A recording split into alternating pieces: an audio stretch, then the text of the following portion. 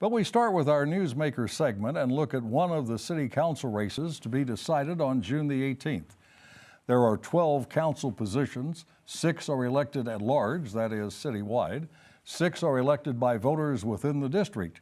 Our guest this week is running district-wide in the 3rd District on the city's east side. She just finished a stint as president of the Kansas City, Missouri School Board. Melissa Robinson, welcome to Ruckus. Thank you so much for coming in. Well, thank you for having me. So your recent experience on the school board, will that be an asset to you if you serve on the city council? Absolutely. When you think about collaboration, how to build strong policies, how to not micromanage, but make sure that the administration has the lane and the room to do their work and to deliver. But listening to the people and making sure that their agenda is heard and that developing a school district in which people can be proud of in that improvement process all translates into how do we build a better city. There were some dramatic changes for the Kansas City School District during your tenure. Absolutely. We've improved tremendously, and that improvement started before I got there, but definitely we participated in continually to close the academic achievement gap between young people and building quality staff, and then ensuring that our CEO had the room to do his job. Superintendent. Our superintendent. Yeah. What are a couple of the major issues of concern to you that would affect the residents of the 3rd District? One of the major things, yes, we have a lot of challenges in the 3rd District, but we have a lot of people that are working very hard at the neighborhood level. They need to be supported.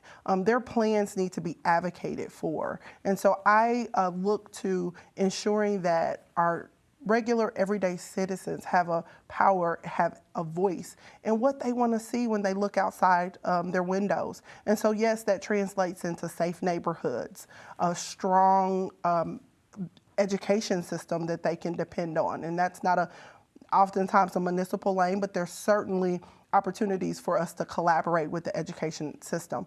Making sure that there are living wage jobs and excellent city services that they can depend on. When you go through major parts of the 3rd District, there are huge amounts of solid waste, large bulky items, illegal dumping. And so we have to begin to address those things and make sure that we have a 3rd District that we can be proud of. And 18th and Vine is within the 3rd District, the Jazz Yes. Museum, Baseball Hall of Fame, Negro Baseball Hall of Fame. Are you optimistic about the future of that part of the district?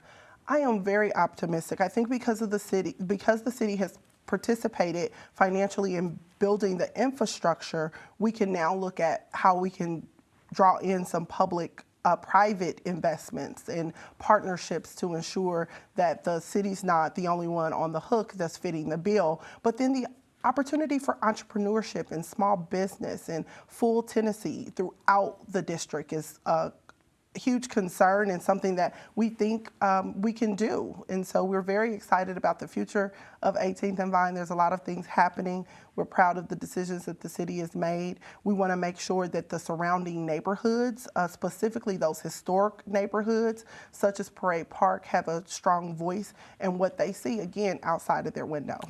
Crime is a concern in the 3rd District. Let me ask you a question that has been discussed for years in Kansas City, the police board.